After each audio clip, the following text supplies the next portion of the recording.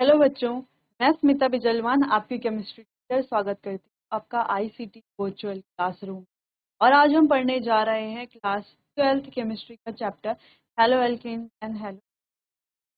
यहाँ पर ये जो हेलो एरीन्स और हेलो एल्केन्स और हेलो एरीन्स चैप्टर है, ये हम पहले पढ़ चुके हैं। यहाँ पर हम उसका रिविजन कर रहे हैं।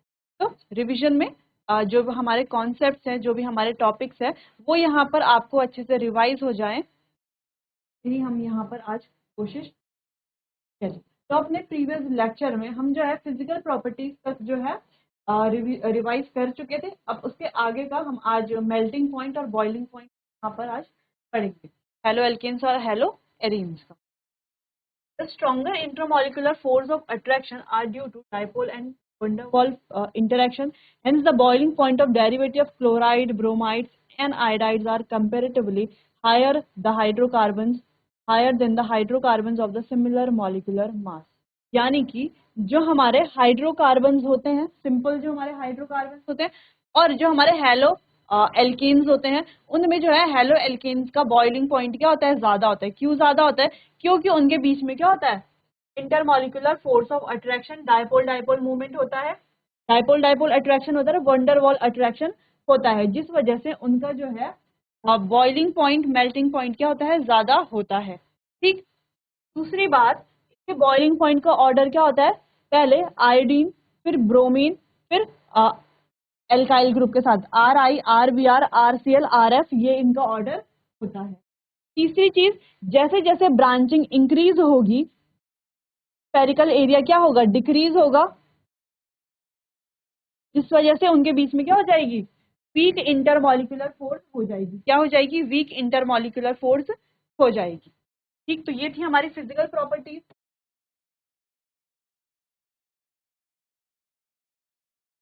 एज द ब्रांचिंग इंक्रीजेज, जैसे कि हम यहाँ पर देख पा रहे हैं, यहाँ पर ये मॉलिक्यूल इस तरीके से है, यहाँ पर सेम मॉलिक्यूल में ये ब्रांच आ गई। ठीक, यहाँ पर इसमें और ज्यादा ब्रांचिंग आ गई। अब ब्रांचिंग से हमें क्या देखने को मिल रहा है, सेम मॉलिक्यूल, सेम मतलब फॉर्मूला इनका सेम है, लेकिन हमें क्या देखने को मिल रहा है, इनमें क्या हो गई है, ब्रांचिंग हो गई है। ब्रांचिंग से हम यहाँ पर क्या देख पा रहे हैं, क्या हम यहाँ पर ऑब्जर्व कर रहे हैं कि इनका स्पेरिकल एरिया क्या हो, इनका जो एरिया है वो क्या हो गया, स्पेरिकल शेप जो है वो क्या हो गया, कम हो गया, डिक्रीज हो गया ना शेप। जो पहले ऐसे था, ठीक, वो अब सिर्फ ऐसे हो चुका है, सिर्फ इतना हो चुका है, स्पेरिकल शेप जो है वो डिक्रीज हो चुका है।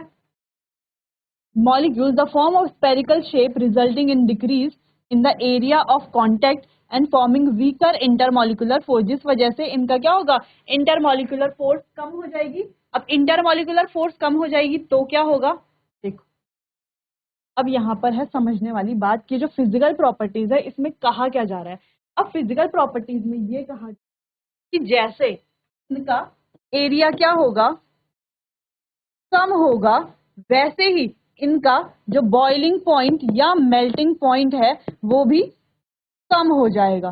क्या हो जाएगा, उनका बॉइलिंग पॉइंट और मेल्टिंग पॉइंट भी कम हो जाएगा। क्यों कम हो जाएगा, एरिया इंक्रीज होने से। ऐसा क्या हो रहा है कि बॉइलिंग पॉइंट और मेल्टिंग पॉइंट कम हो रहा है, एरिया इंक्रीज होने से जो इनके बीच में जो इंटरमॉलिक्यूलर फोर्स है वो क्या हो जा रही है, वीक हो जा रही है। अब इंटरमॉलिक्यूलर फोर्स वीक हो रही है तो यानी कि उनका मेल्टिंग पॉइंट और बॉइलिंग पॉइंट भी क्या होगा, कम होगा।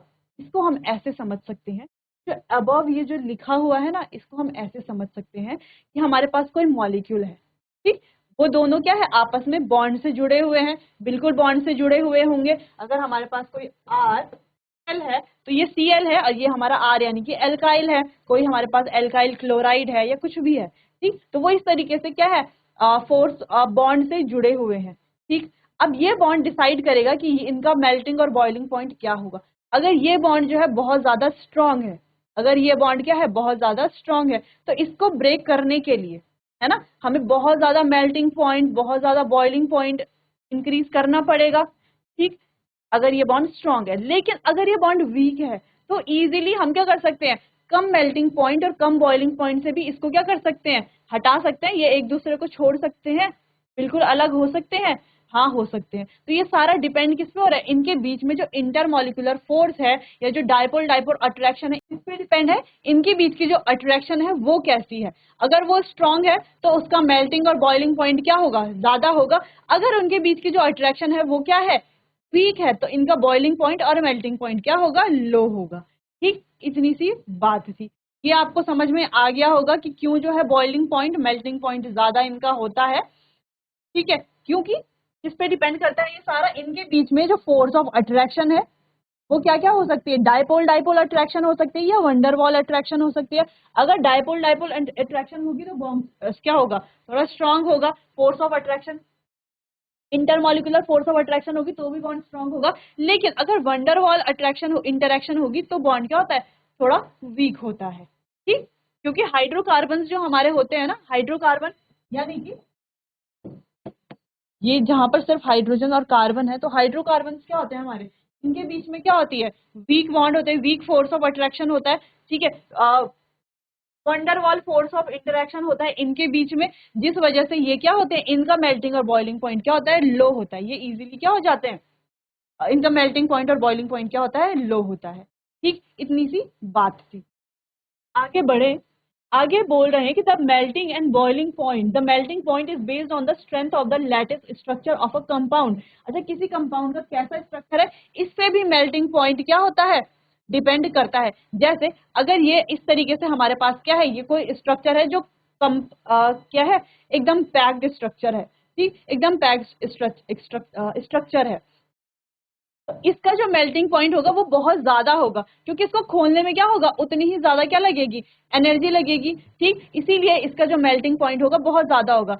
वहीं अगर दूसरी जगह कोई ऐसा स्ट्रक्चर है जो लूजली पैक्ड है, क्या है, लूजली पैक्ड है, जो इतना ज्यादा टाइटली पैक्ड नहीं है, लूजली पैक्ड है, तो उसका मेल्टिंग पॉइंट क्या होगा, कम होगा। ठीक, इतनी बात समझ में आई। चलिए आगे बढ़े। Isomeric die hello dihalobenzenes have almost similar boiling points, but the difference can be seen in the melting points. अच्छा, जो ये हमारे आइसोमेरिक डाइहेलोबेंजीन्स हैं, इनमें हम क्या कह रहे हैं, ये हमारे कुछ एग्जांपल्स हैं डाइहेलोबेंजीन्स के। डाइहेलो यानी कि दो हेलोजन है, और क्या है हमारा बेंजीन है। क्या है, बॉइलिंग पॉइंट जो क्या होता है, लगभग सिमिलर होता है, लेकिन इनका जो मेल्टिंग पॉइंट है उसमें क्या है, बहुत ज्यादा डिफरेंस हमें देखने को मिलता है। Para isomer have a higher melting point, जो इसके जो पैरा आइसोमर होंगे उनका मेल्टिंग पॉइंट क्या होगा, हायर होगा इन कंपैरिजन टू ऑर्थो और मेटा। ऑर्थो और मेटा के कंपैरिजन में जो पैरा आइसोमर्स होंगे उनका बॉइलिंग पॉइंट क्या होगा, हाई होगा। देखो ये हमारा ऑर्थो और ये मेटा, लेकिन जो पैरा है उसका बॉइलिंग पॉइंट क्या है, सबसे ज्यादा है, सबसे ज्यादा हाई है। ठीक, it is because para isomer. अच्छा, ऐसा क्यों है, क्यों है, ये यहाँ पर रीजन है इसका, तो ये आप अच्छे से नोट कर, पर क्यों है, ऐसा क्यों है। अगर आपसे क्वेश्चन पूछा जाए कि जो हमारे डाई हेलो बेंजीन्स होते हैं उनमें से ऑर्थो और मेटा वाला तो क्या होता है, उनका बॉइलिंग, उनका जो मेल्टिंग पॉइंट है वो तो कम होता है, लेकिन जो पैरा वाला आइसोमर है उसका बॉइलिंग पॉइंट ज्यादा है। ऐसा क्यों है, क्योंकि इनका क्या है, इनका कॉम्पैक्ट क्रिस्टल लैटिस स्ट्रक्चर होता है। कैसा स्ट्रक्चर होता है, कॉम्पैक्ट क्रिस्टल लैटिस होते हैं इनमें। Therefore, higher number of molecules are packed compactly in the crystal lattice. तो इस समय क्या होते हैं, जो मॉलिक्यूल्स होते हैं कॉम्पैक्टली पैक होते हैं क्रिस्टल लैटिस में, जिसको ब्रेक करने के लिए ज्यादा एनर्जी चाहिए होती है। और ज्यादा एनर्जी के लिए क्या करना पड़ता है, मेल्टिंग पॉइंट को क्या करना पड़ता है, इंक्रीज करना पड़ता है। ज्यादा एनर्जी चाहिए होती है ना, इनको एनर्जी ज्यादा देनी पड़ती है। वही बात है जो हमने यहाँ पर पढ़ा, यहाँ पर भी हमने सेम चीज पढ़ी थी, यहाँ पर भी हमने उसी चीज को पढ़ा, लेकिन यहाँ पर हमने एक पर्टिकुलर रेफरेंस के साथ, जो ऑर्थो है और मेटा है, यहाँ पर तो बॉइलिंग पॉइंट मेल्टिंग पॉइंट कम है, बॉइलिंग पॉइंट लगभग क्या है, सिमिलर है, लेकिन यहाँ पर क्या है, मेल्टिंग पॉइंट, इन दोनों का मेल्टिंग पॉइंट तो कम है, लेकिन इसका अगर हम देखें काफी डिफरेंस है, 323 केल्विन है, जबकि इनका 256 और 249 केल्विन है। ऐसा क्यों है, क्योंकि इसका जो स्ट्रक्चर होता है वो क्या होता है, कॉम्पैक्ट क्रिस्टल लैटिस वाला स्ट्रक्चर होता है। अब कॉम्पैक्ट क्रिस्टल लैटिस वाला स्ट्रक्चर यानी कि इसको ब्रेक करने में ज्यादा एनर्जी देनी पड़ेगी। ठीक, अगर इसको ब्रेक करने में ज्यादा एनर्जी देनी पड़ेगी तो इसका मेल्टिंग पॉइंट भी क्या करना पड़ेगा, इंक्रीज करना पड़ेगा। ठीक, इसीलिए जो है इनका मेल्टिंग पॉइंट ज्यादा होता है इनके स्ट्रक्चर की वजह से। चलो अच्छा, एक इंपॉर्टेंट पॉइंट ये आप नोट करके लिख लीजिए कि जिनका बॉन्ड क्या होगा, जिनके बीच में ज्यादा स्ट्रॉन्ग फोर्स ऑफ अट्रैक्शन होगा या ज्यादा स्ट्रॉन्ग बॉन्ड होगा, उनका मेल्टिंग पॉइंट क्या होगा, ऐसा देखा गया है, उनका मेल्टिंग पॉइंट जो है वो ज्यादा ही होगा। बल्कि जबकि तो हमारे ऐसे कंपाउंड है जो वीकली है, जिनके बॉन्ड क्या है, वीक है, या इतना कॉम्पैक्ट लैटिस स्ट्रक्चर नहीं है, वो क्या होते हैं हमारे, उनका बॉन्ड होता है वीक। ठीक, उनका बॉन्ड वीक होता है और उनका मेल्टिंग पॉइंट क्या होता है, कम होता है। ठीक है, चलो इसे अब आप नोट कर लो, आगे बढ़ते हैं। तो मेल्टिंग पॉइंट और बॉइलिंग पॉइंट से आप क्या समझे, अगर हमारे पास कोई मॉलिक्यूल है जो क्या है, आपस में स्ट्रॉन्ग फोर्स ऑफ अट्रैक्शन से बाइंड है, स्ट्रॉन्ग फोर्स ऑफ अट्रैक्शन है जिनके बीच में, या उनका कोई क्या है, कॉम्पैक्ट क्रिस्टल लैटिस स्ट्रक्चर है। ठीक, दूसरी तरफ हमारे पास ऐसा मॉलिक्यूल है जो लूजली बाउंड है और जिनके जो बॉन्ड है वो उतना उनके बीच में उतना ज्यादा स्ट्रॉन्ग फोर्स ऑफ अट्रैक्शन नहीं है या उतना स्ट्रॉन्ग बॉन्ड नहीं है। तो इनका जो मेल्टिंग पॉइंट है वो क्या होता है, देखा गया है इनके मुकाबले क्या होता है, लो होता है। इतनी सी यहाँ पर ये बात थी मेल्टिंग पॉइंट और बॉइलिंग पॉइंट में। तो यहाँ पर जो है एराइल हैलाइड्स के आप एग्जांपल इस प्रकार लिख सकते हैं कि डायहेलोबेंजीन में जो है ऑर्थो और मेटा का मेल्टिंग पॉइंट तो क्या होता है, लो होता है, लेकिन पैरा वाले का हाई होता है। क्यों होता है, क्योंकि उसमें कॉम्पैक्ट क्रिस्टल लैटिस स्ट्रक्चर होता है जिसको ब्रेक करने में ज्यादा एनर्जी चाहिए, इसीलिए ज्यादा उसके लिए क्या चाहिए, ज्यादा इंक्रीज मेल्टिंग पॉइंट को इंक्रीज करना पड़ेगा। ठीक, चलिए आगे बढ़े। अगला है हमारे पास डेंसिटी यानी कि घनत्व। अब देखा गया कि ब्रोमो आइडो और जो भी हमारे पॉलीक्लोरो डेरिवेटिव्स होते हैं उन वो क्या होते हैं, पानी से ज्यादा हैवी होते हैं, यानी कि उनकी डेंसिटी क्या होती है, पानी से ज्यादा होती है। ठीक, अच्छा आगे सॉल्युबिलिटी की तरफ बढ़ते हैं। सॉल्युबिलिटी में क्या होता है कि हेलो एल्केन्स जो होते हैं वो क्या होते हैं, स्लाइटली सॉल्युबल, इतने घुलनशील नहीं होते जल के साथ। In order for haloalkene to dissolve in water, energy is required to overcome the attraction between the haloalkene molecule and break the hydrogen bond between the water molecule. अब जो है यहाँ पर इनको डिसॉल्व करने के लिए हमें क्या करनी है, एनर्जी की जरूरत पड़ती है। Less energy is release when new attraction are set up between haloalkanes and water molecules. कम एनर्जी चाहिए जब हैलोएल्केन और वाटर मॉलिक्यूल के बीच में बॉन्ड फॉर्म करना है। ठीक, इसीलिए सॉल्युबिलिटी जो हेलो एल्केन्स है वो जल में क्या होते हैं, ज्यादा सॉल्युबल नहीं होते। Haloalkanes tend to dissolve in organic, अच्छा ये जो है किसके साथ कर सकते हैं, डिसॉल्व होते हैं ऑर्गेनिक सॉल्वेंट में, because new intermolecular attraction between haloalkane and solvent molecule have much same strength as the one being broken in the separate haloalkane and solvent molecule. तो यहाँ पर आपको सिर्फ ध्यान रखना है कि ये क्या होते हैं, स्लाइटली सॉल्युबल होते हैं जल के साथ, और जो है ये सॉल्युबल हो सकते ये जो है डिसॉल्व हो सकते हैं किसमें, ऑर्गेनिक सॉल्वेंट में। किसमें, जो हमारे ऑर्गेनिक सॉल्वेंट होते हैं उनमें ये सॉल्युबल हो सकते हैं। तो ये कुछ पॉइंट्स हैं इसके, ये आप नोट कर लीजिए, फिर हम आगे बढ़ते हैं। चलिए, तो ये तो छोटा सा टॉपिक था। अब आता है हमारा इंपॉर्टेंट टॉपिक जो है रिएक्शन ऑफ हेलो एल्किन। अब हेलो एल्किन्स की क्या क्या रिएक्शंस होती हैं वो हम पढ़ेंगे। सबसे पहले हम पढ़ेंगे यहाँ पर न्यूक्लियोफिलिक सब्स्टिट्यूशन रिएक्शन, फिर एलिमिनेशन रिएक्शन, उसके बाद जो है रिएक्शन विद मेटल्स हम यहाँ पर पढ़ेंगे। चलिए तो स्टार्ट करते हैं न्यूक्लियोफिलिक सब्स्टिट्यूशन रिएक्शन में, रिएक्शन से। अब न्यूक्लियोफिलिक सब्स्टिट्यूशन रिएक्शन क्या होता है, यहाँ पर एक न्यूक्लियोफाइल होता है। न्यूक्लियोफाइल यानी कि न्यूक्लियस, क्या होता है न्यूक्लियोफाइल, न्यूक्लियस लविंग। ठीक, ये इलेक्ट्रॉन रिच स्पेस क्या है, इलेक्ट्रॉन्स है, तो ये कहाँ पर जाएगा, जहां पर इलेक्ट्रॉन डेफिशिएंट स्पेस ही होगी तो वहां पर ये जाना चाहेगा, वहां पर ये बॉन्ड फॉर्म करना चाहेगा। ठीक, जैसे कि यहाँ पर हमारे पास है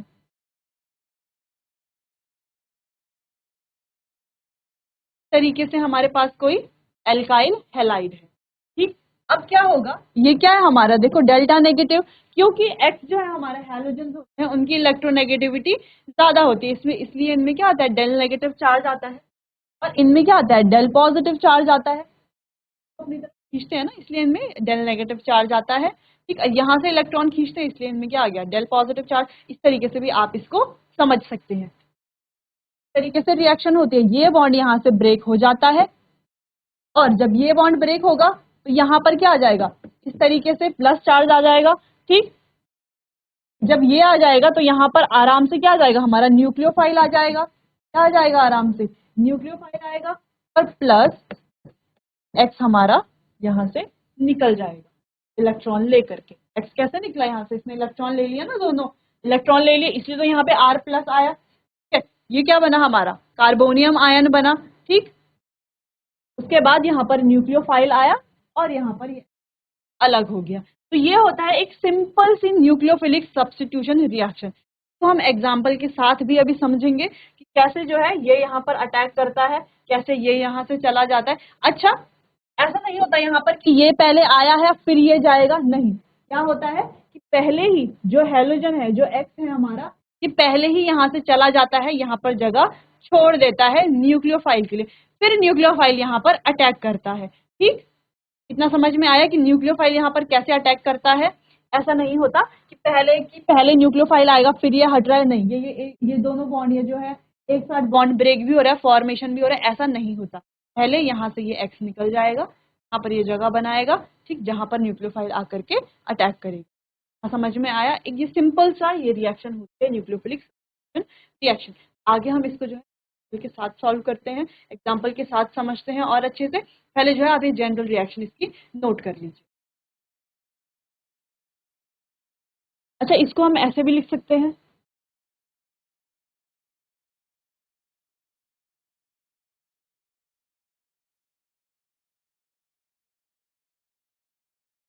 ठीक।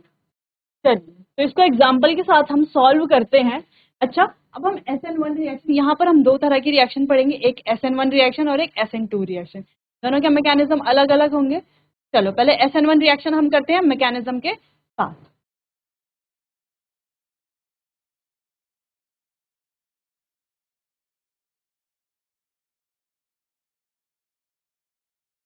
इस तरीके से हमारे पास ये होगा। ठीक? ये क्या है, हमारा फर्स्ट स्टेप है, ये यहाँ से बाहर निकल जाएगा फर्स्ट स्टेप में। तो क्या बनेगा यहाँ पर, देखो CH3C CH3 CH3 ऐसा बन गया। ये क्या है हमारा, कार्बोनियम आयन। ठीक, या हम इसको कार्बोकैटायन भी कहते हैं। कार्बोकैटायन में 3 डिग्री ज्यादा स्टेबल होता है 2 डिग्री से, और 2 डिग्री ज्यादा स्टेबल होता है 1 डिग्री। तो कभी भी अगर हमें कार्बोकैटायन बन रहा हो तो हमें क्या देखना है कि अगर रीअरेंजमेंट वहां पर पॉसिबल है तो हमें रीअरेंजमेंट करना है, और 3 डिग्री क्या है हमारा, ज्यादा स्टेबल है। ठीक, चलिए। अच्छा, फर्स्ट स्टेप तो ये हो गया। अच्छा, फर्स्ट स्टेप जो है, ये स्टेप कैसा स्टेप है, स्लो स्टेप है। क्या है, स्लो स्टेप है, इसीलिए ये हमारा RDS यानी कि रेट डिटरमाइनिंग स्टेप भी यही स्टेप है। यही स्टेप होगा हमारा रेट डिटरमाइनिंग स्टेप, क्योंकि ये क्या हमारा स्लो स्टेप है। आगे बढ़े, अगला यानी कि सेकंड स्टेप में क्या होता है,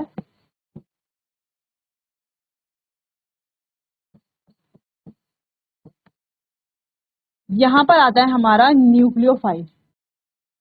ठीक, आता है हमारा न्यूक्लियोफाइल। अब यह है हमारा सेकंड स्टेप, जो कि कैसा स्टेप है, फास्ट स्टेप है। अब ये न्यूक्लियोफाइल यहां पर अटैक करता है और क्या बनता है हमारा,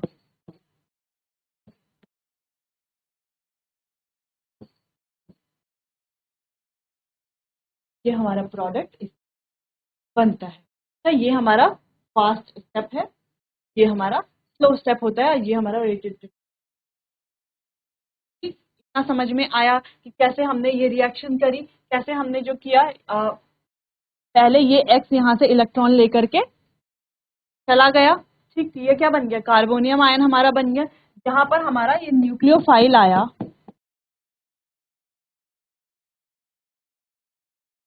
अब न्यूक्लियोफाइल ने यहाँ पर क्या देखा, अब न्यूक्लियोफाइल ने यहाँ पर देखा पॉजिटिव चार्ज, ये क्या चला गया, इलेक्ट्रॉन लेकर के अपने यहाँ पर चला गया, और इस तरीके से ये हमारा प्रोडक्ट बन गया। ठीक, क्या समझ में आया? इसे अब आप नोट कर लीजिए, फिर हम आगे बढ़ते हैं। और अगर यहाँ पर कुछ समझ में नहीं आया तो आप मुझसे पूछ सकते हैं। वैसे तो हमने पहले चैप्टर पढ़ा है, वहां पर हमने इसको अच्छे से डिटेल में और भी डिटेल में हमने इसको डिस्कस किया था। यहाँ पर हम रिविजन कर रहे हैं, तो हम जो है तरीके से इसको यहाँ पर कर लेंगे। चलिए, तो इसे अब आप नोट कर लीजिए, फिर हम आगे बढ़ते हैं। तो ये थी हमारी SN1 रिएक्शन। यहाँ पर हमने 2 स्टेप में ये रिएक्शन देखी, एक स्लो स्टेप और एक फास्ट स्टेप। बाकी हम कंटिन्यू करेंगे अपने आने वाले अगले सेशन में। तब तक के लिए आप जो है अच्छे से पढ़ाई करते रहिए, और जहाँ पर आपको समझ नहीं आया तो आप मुझसे पूछ सकते हैं। चलिए, तो मिलते हैं आने वाले अगले सेशन में। तब तक के लिए आपका बहुत बहुत धन्यवाद।